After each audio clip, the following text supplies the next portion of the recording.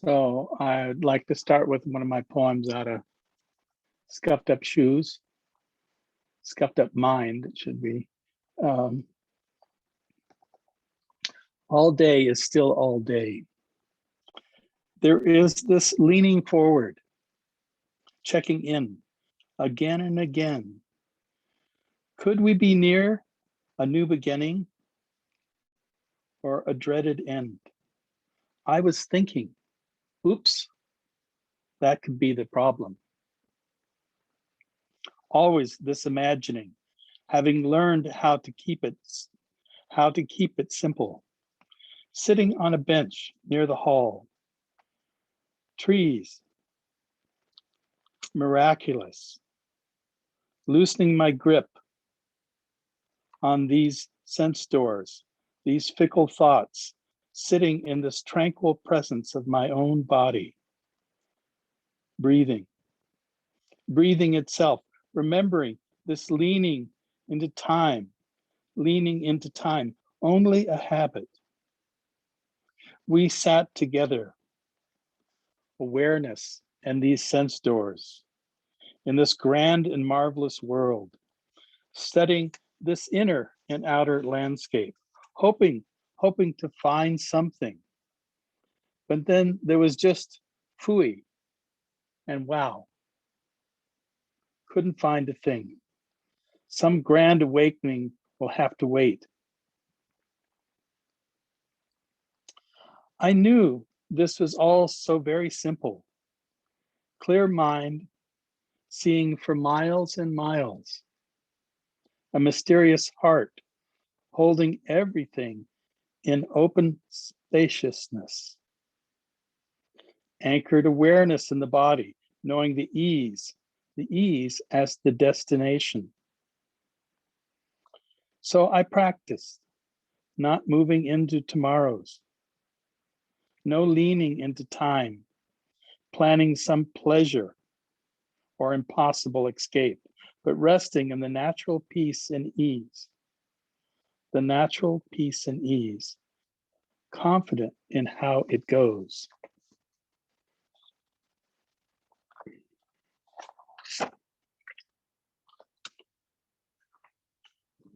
So peace and ease, how it goes. So I wanted to actually, so that was my poem to start with, but I'm going to go to, this is actually from the Satipatthana, but I just like the beginnings. There is a most wonderful way to help living beings realize purification, overcome direct grief and sorrow, end pain and anxiety, travel the right path and realize Nibbana. This way is the 4 established mindfulness. What are these 4 established mindfulnesses? So I wanted to use that in one sense as a means to go into a kind of an image that I use, that I've been using for 30 years for teaching, that I love. But again, it's things that make sense to me. And you know, these 4 foundations are pretty simple. You know, there is the body, there are feelings, there are mind and thoughts, and there are, you know, the simplest way to say it, there are processes, you know, that are identifiable. In Buddhism, when we talk about the 4 foundations, of course, we talk about the, you know, the 4 noble truths, the 5 hindrances, the 6 senses. They're all kind of the systems that are available to recognize with this awareness, you know. But I wanted to make a description tonight because I think in so many ways it's you know, as I like images because it helps me kind of, I have to see things. I can hear things, but then I have to kind of, being dyslexic and it's kind of ADHD, I have to kind of create it in my own way to recognize it. So years ago, I guess 30 years ago, I started using this image of a pendulum. And I'm like looking around, many of you probably have heard it or heard it in different fashions, or different people may have used it. But to me, it was such a simple analogy that, we are these creatures because of these senses. We're always chasing them. We're basically in a kind of little war with our senses. And this pendulum kind of swings back and forth.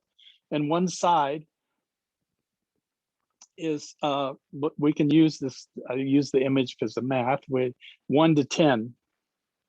And it is pleasant. And we spend our time working towards or identifying or holding to the pleasant. And we work really hard at trying to keep it up near 10. And then the other side, of course, this is a pendulum, it swings. So the other side is from 0 to 10, and that is the unpleasant, and we spend our time kind of blocking that so that we actually don't experience it. So there's what we want and what we don't want. And we're in constant, Ajahn Chah just said, this is a war. We're kind of in this war going back and forth. But there is also a little trick to this that was always, that is, they use the word samsara. This is the definition of samsara, is that we're always chasing through our senses and our thoughts and our feelings. We're chasing the pleasant, and we're trying to keep away the unpleasant. That's a lot of work, and we do the best we can with it. But, there's one other piece here, and it's really why, and this is where the Buddha, to me, was kind of a brilliant statistician. He was able to kind of recognize that there was something that we're missing in that. And the fact is that 1 to 10, either direction, goes over a center point, and that center point is 0. And the problem with 0 is that because we are so addicted to our what we like and what we dislike, that we're constantly in this, hopefully not too much tension, but usually there's some tension there in what we want and what we don't want. And hopefully, I always say, it's a lot better to go through this with pleasantness than unpleasantness. But sometimes the unpleasantness is the better teacher,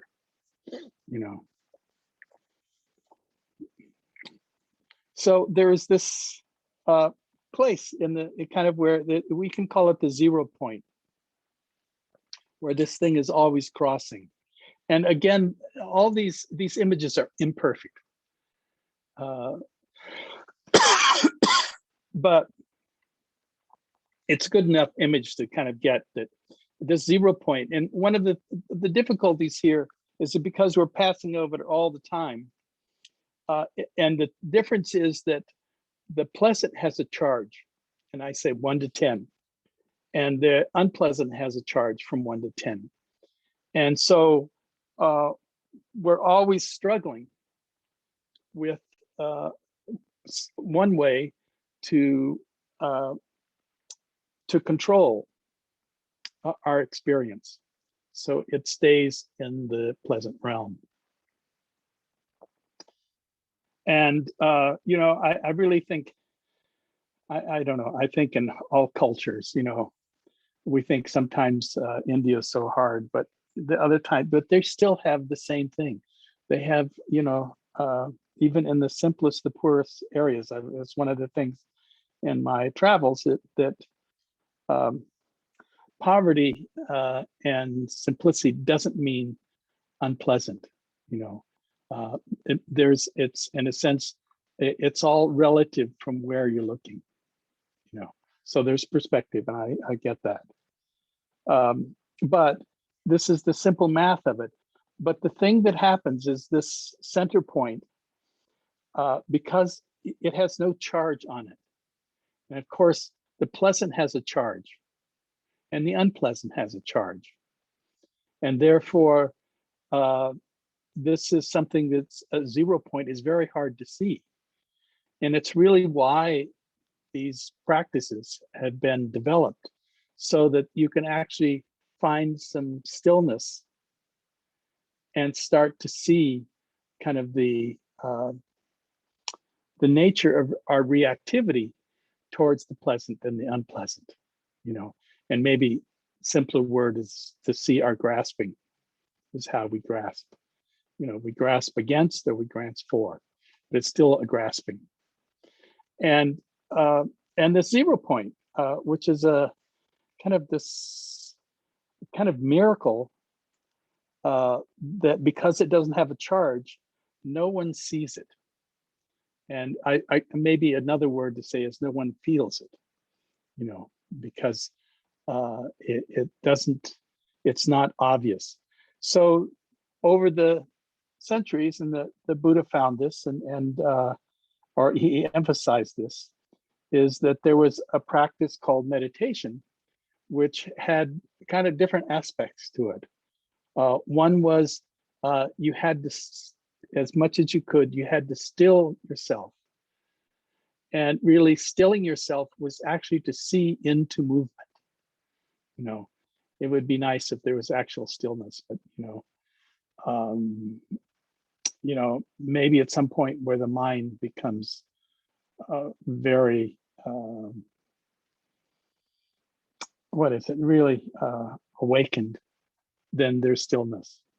But otherwise, this is one constant of flux. It's always things are coming and going and moving and changing. And of course, we don't like change much. So, but here is this practice that is there to steady the system. And so the system can then start looking at how it functions. And that's really what the practice is about, how it functions. So how is it functioning? Well, it's functioning in the sense that everything is, we think we sit quietly and we kind of, in a room and very still and everything's quiet, but the mind is not. It's out chasing whatever arises or appears. And as it arises and it chases whatever appears,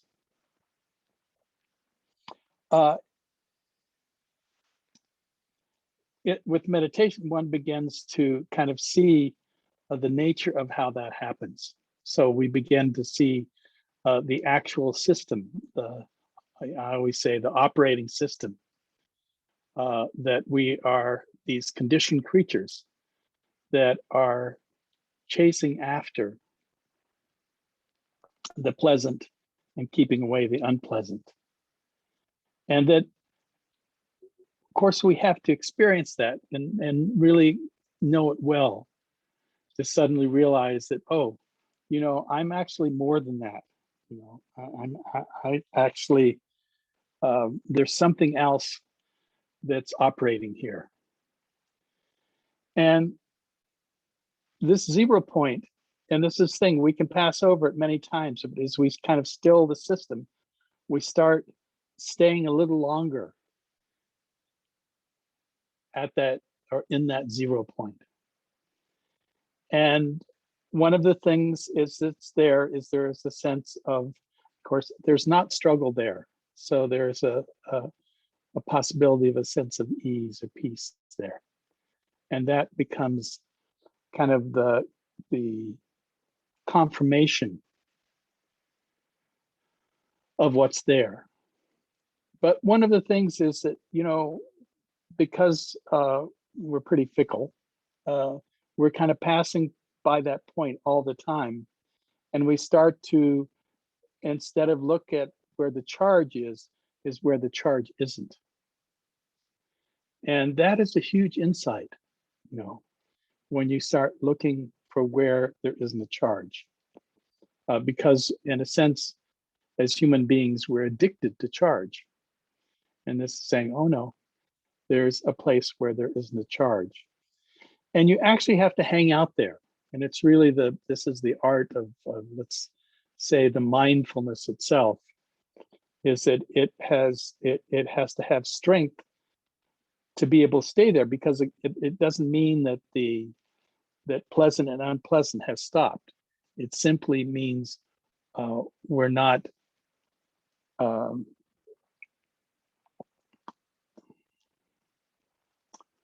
riding it or grasping at it.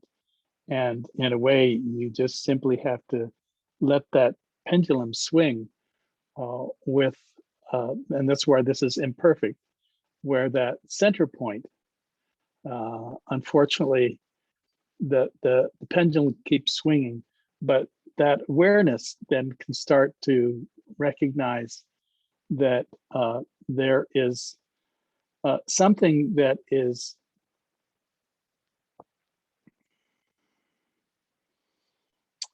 more than the transient nature uh, of uh, of how we experience. And in that, there is this possibility of, if we can stay in that center point. And one of the things about the center point, because it's not chasing an object, it's no longer, in a sense, it has moved back from the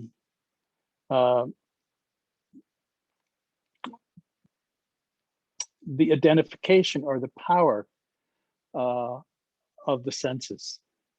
And even though it's still functioning, still there, but we have kind of stepped back a little. And in stepping back a little, we start to see that, oh, in this 0 point, there's also something that knows. And that's this awareness that's there. And that awareness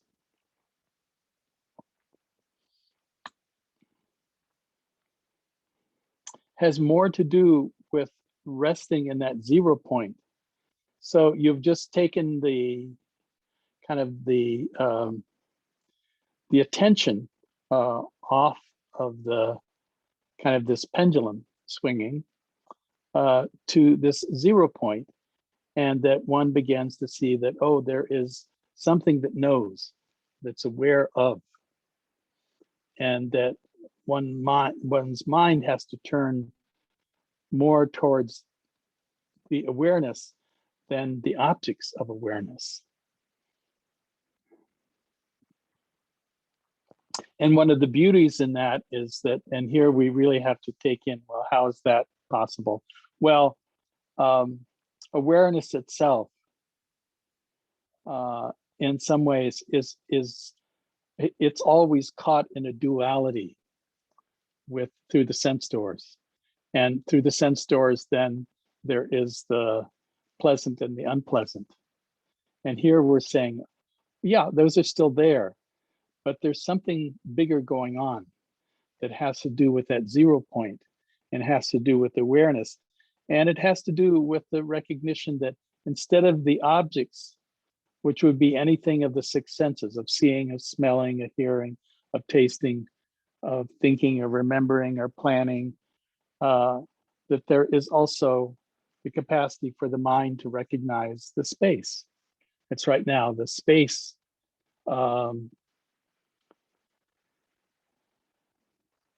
it holds all the objects, including the senses, but is not of them.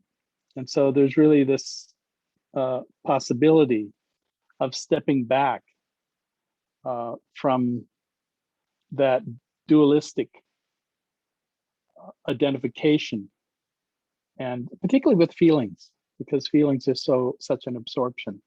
And but we're stepping back from that, and we're seeing that, oh, there's this capacity to kind of sit in space of that awareness that is in just the space. And it's not identifying with the objects, but it's not that it's disassociated, because that can happen, where disassociation is one of the dangers of these meditation practices. And but this is not dissociating. This is actually including. So in a sense, the awareness now, the objects are still there, obviously. The thoughts, the memories, plans, all of that is still there. But there's also the fact that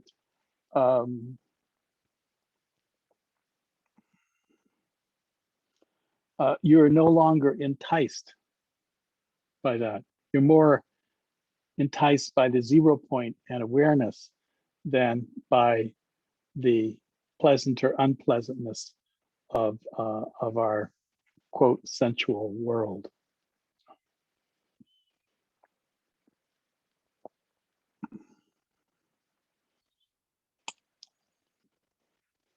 So the nature of our mind is that at that 0 point, it has this capacity, and maybe all it is it has capacity to know itself and be able to let go of things that arise, that pleasant and unpleasantness, and can sit in the center of it and not be entrapped or caught by them, you know. And so in a way, it's kind of a analogy for freedom, because it is no longer caught by objects of you could say of interest or fascination, or somehow there's a lot to do with the pleasant, unpleasant, the pendulum that has to do with control. And what we have to do is to recognize that, oh yeah, that's kind of what we are caught in, is control.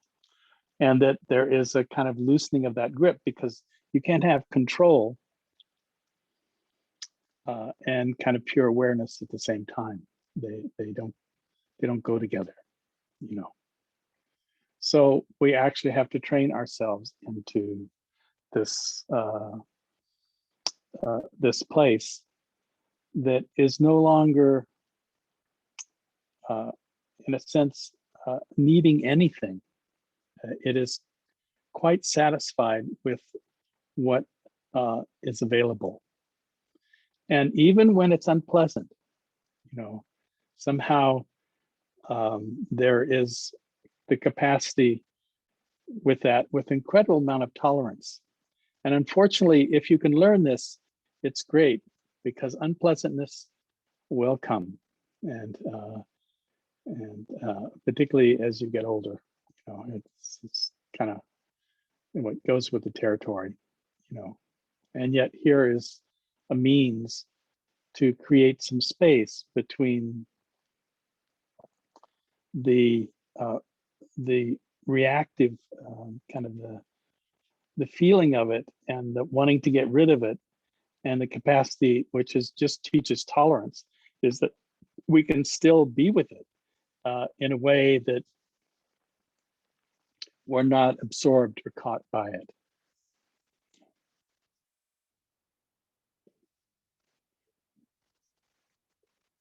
So I think I'm going to read this poem again, and then I'm going to open it up to, I guess, answers to all of this,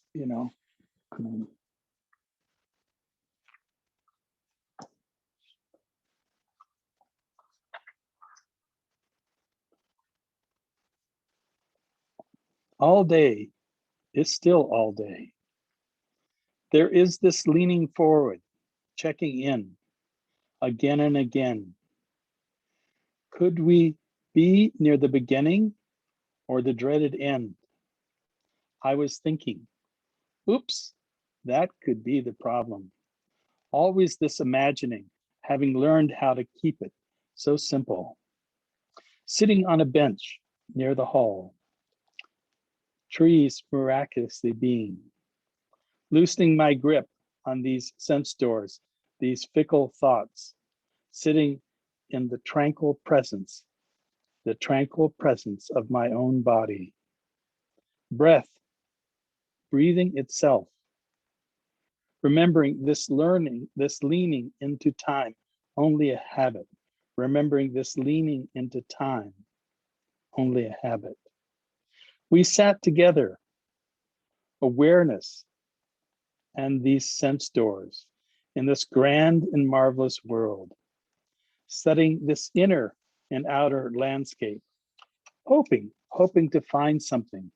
But then there was just fooey and wow, couldn't find a thing. Some grand awakening will have to wait. I knew this was all so very simple, clear mind, seeing for miles and miles, a mysterious heart holding everything in open spaciousness, anchoring awareness in the body, knowing the ease as the destination, knowing the ease as the destination. So I practice not moving into tomorrows, not leaning into time, planning some pleasure or impossible escape, but resting in the natural peace and ease. That is the natural peace and ease. Confident of how it goes.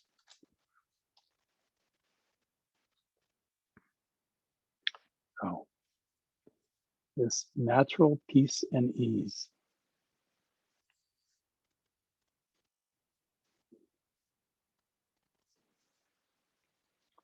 So most of what we're up to is this, in a sense, particularly in these times, uh,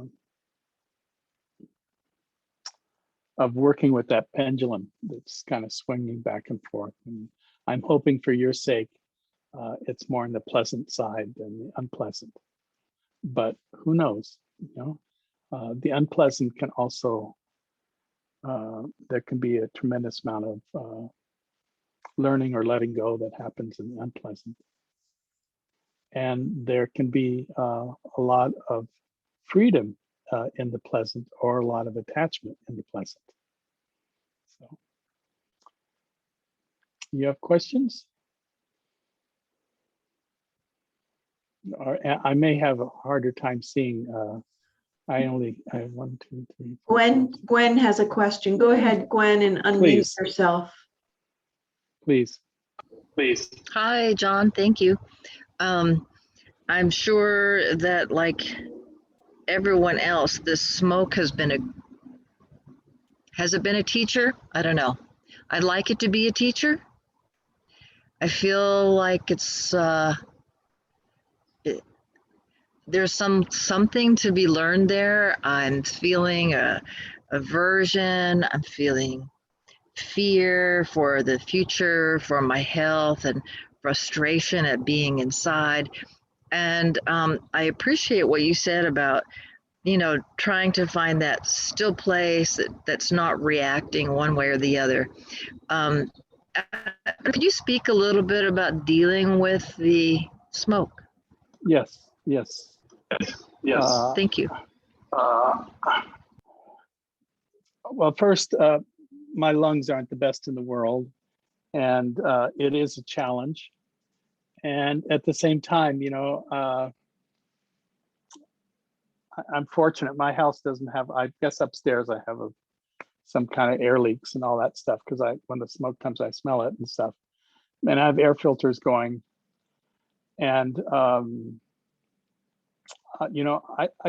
feel like as human beings, we can kind of take care of things. I have, I don't know, a couple air filters, whatever, that work, and keep it down as far as I'm concerned. But I look outside and I have this herd of deer and the birds and it's like, this is all the creatures are dealing with this. And so, in some ways this is a kind of suffering, and that we're going to be subject to it for some time. And it can be some way for you to, kind of retreat and disappear or get fearful or angry, but it also can be, this is the thing about, I think this is called suffering, that there can also be the nature of it having a transformational quality for the heart. And so it can actually bring compassion. It's like when I see the deer out there and all this, and I see those smoke, it's so bad this morning, you know, and I'm pretty well protected, but so many creatures out there are not.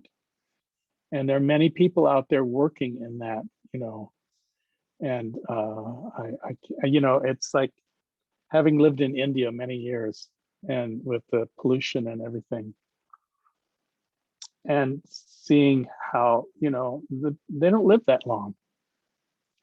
So I just think, you know, compassion is the piece here. I wish that I could say, oh, there's no miracle here. There is just simply take care of yourself, be as careful as you can. You know,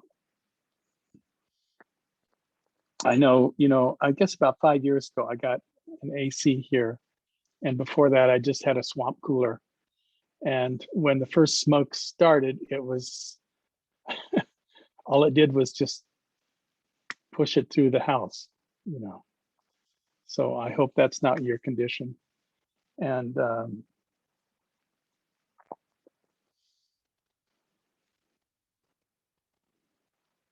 but what to do, you know, I think that we can use it as a means, and for me it'd be and I do use it for that, a means of compassion and you know, all the you know, whether it's a mountain lion or whatever, you know, that I read about one that kind of, they had burned his paws, you know, the fires.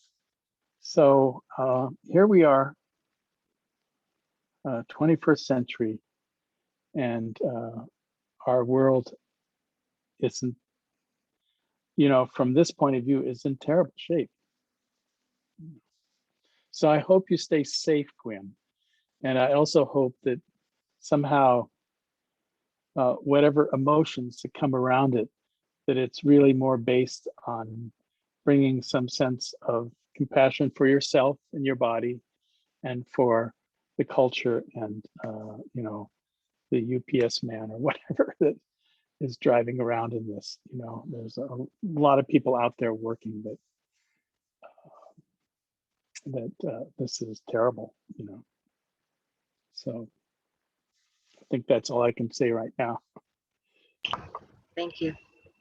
You're welcome.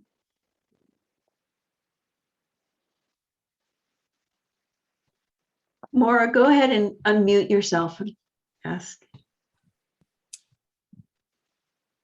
Hi, John. I have, my pendulum is in the unpleasant, in that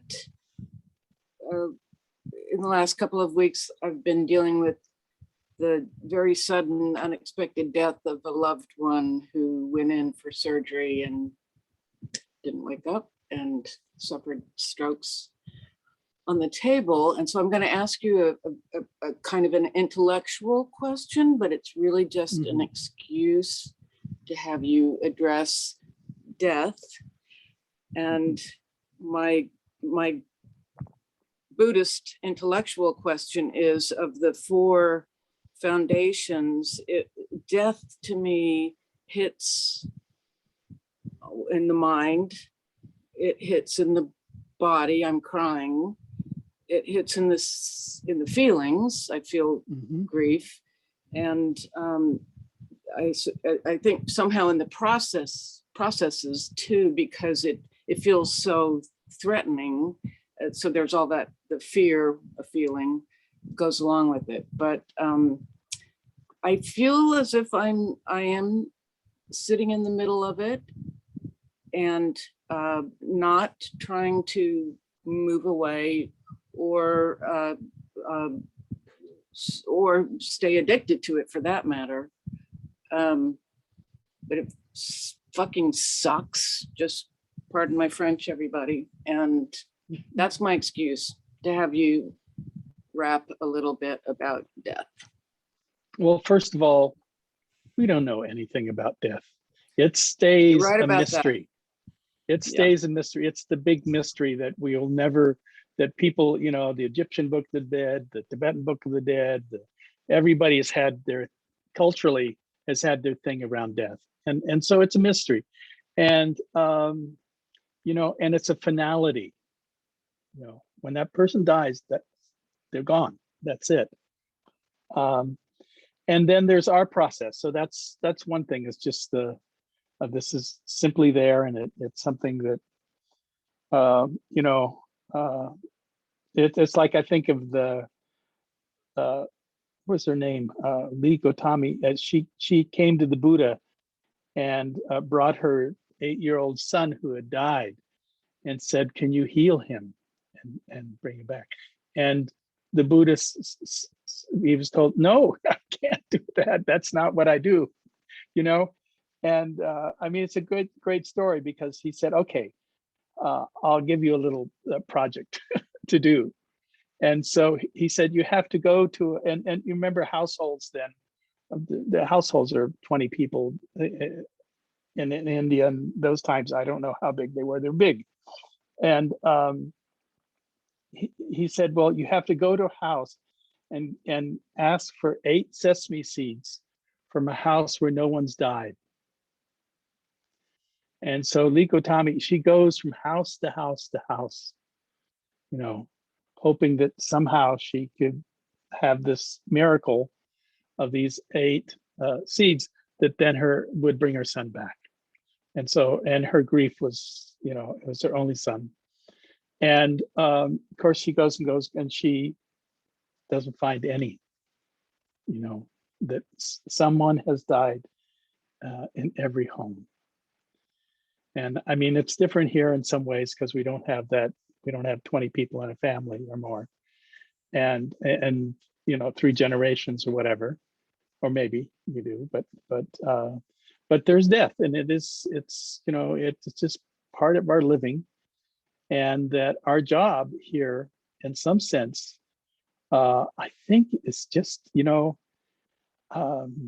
grieving is such an important process, but it is a process, something that had a reason and a beginning, and it also has an end, you know. And yet to avoid it, you know, I mean, the story goes that the Buddha actually, you know, was it, I'm trying to remember who it was that, anyway, one of his main people, disciples died, and the Buddha cried, you know.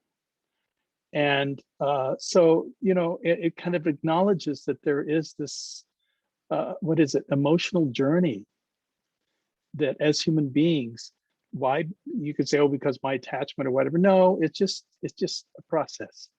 And that process is very painful.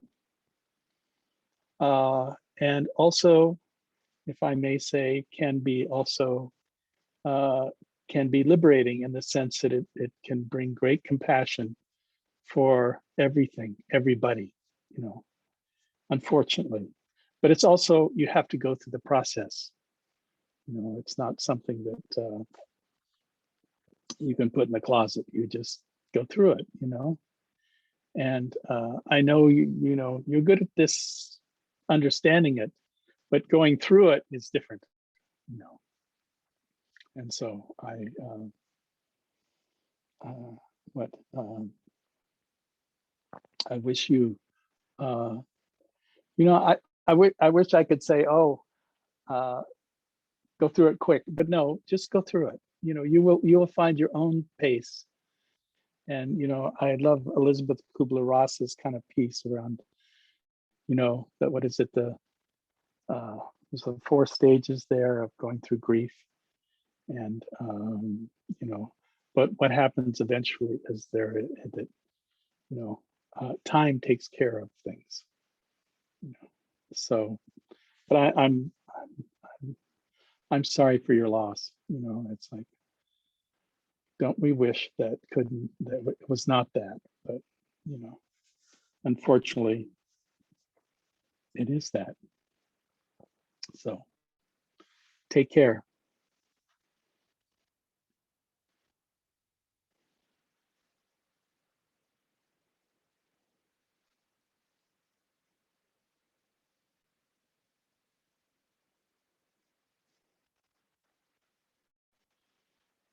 You good? So, with what Maura brought up, the fact that, these two questions, one about, I was thinking, with the smoke is indicative of dying, and if you look at the amount of trees that are burning, and I mean, it's,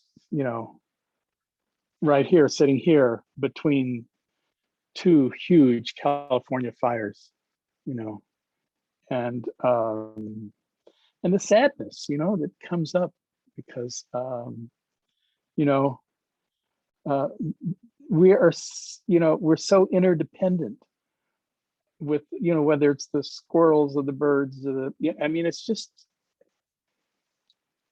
when a forest burns, uh, a piece of us also is part of that death. You know, we can't separate ourselves from the nature of that.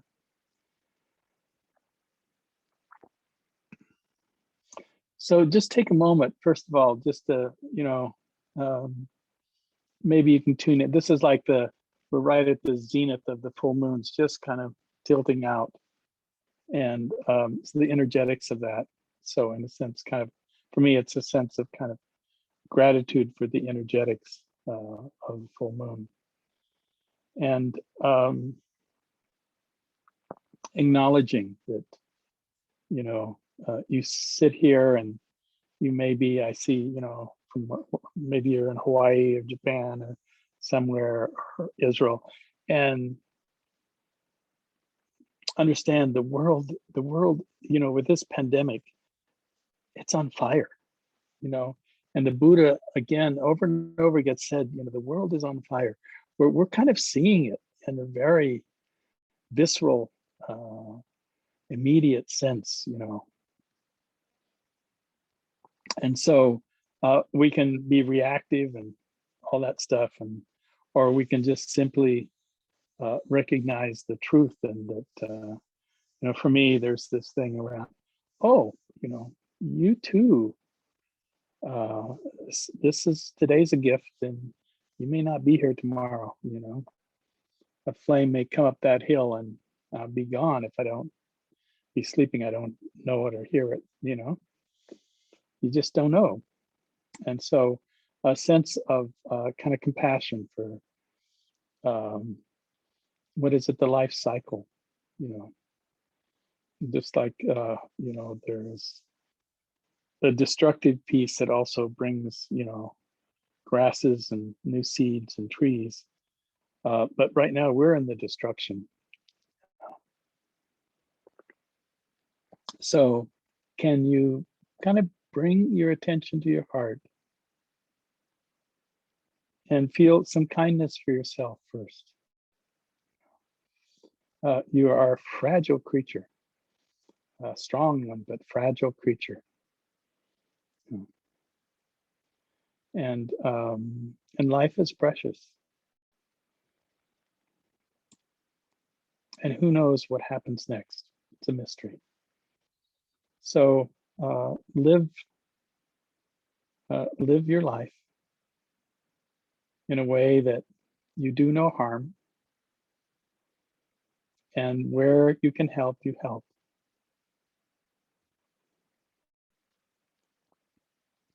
And even if you can't help, I think of some of the years in India and being in retreat and going, oh my God, I've just been sitting in some little cave up in the Himalayas somewhere, and pretty useless to humanity. But there was that sense of, whatever I'm doing, may it ultimately, maybe not right now, but ultimately be for the benefit of others. it's a big piece, you know. And for others, we also have to take care of ourselves, you know, and create the kind of stability that then allows us to find that middle point where there's a sense of relaxing, a sense of non-greed and non-aversion, you know, kind of this center, this center, zero place.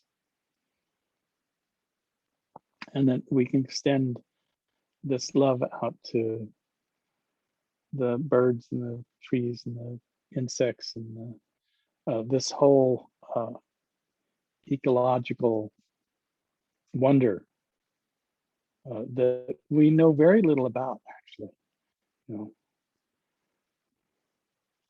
and that we are privileged to it.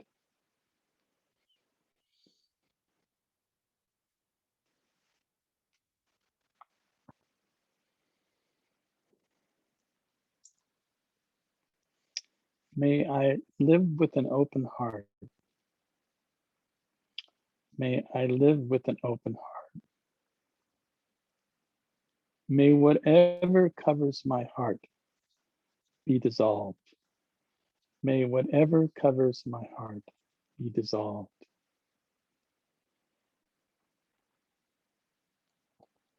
And my willingness to sit in silence and quietude and this capacity to kind of listen to ourselves and also to others.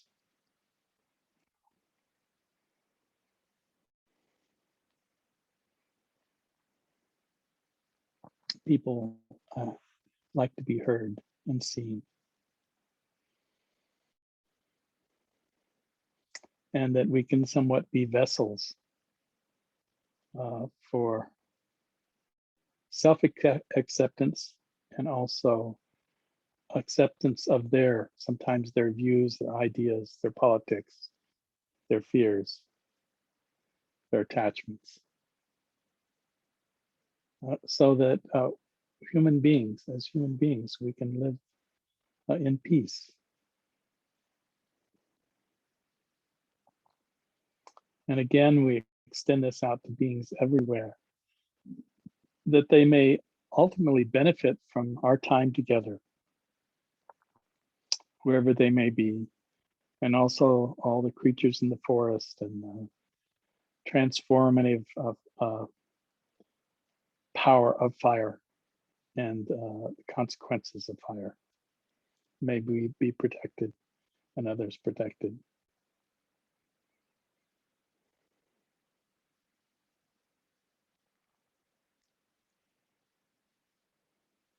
And again, if there's any merit or power or energy that's created through our coming together like this, that we dedicate it to beings everywhere, that they may benefit from our time together. May all beings everywhere, seen and unseen, be happy